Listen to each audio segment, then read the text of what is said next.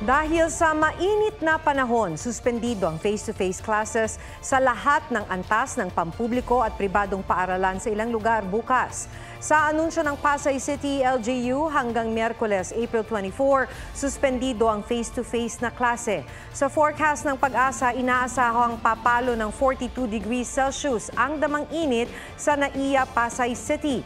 Wala rin munang face-to-face classes sa Gataran, Cagayan. Magpapatupad muna ng mga alternative modes gaya ng modular at online learning. Huwag magpahuli sa mga balitang dapat ninyong malaman. Mag-subscribe sa GMA Integrated News sa YouTube. Sa mga kapuso abroad, subaybayan nyo kami sa GMA Pinoy TV at sa www.gmanews.tv.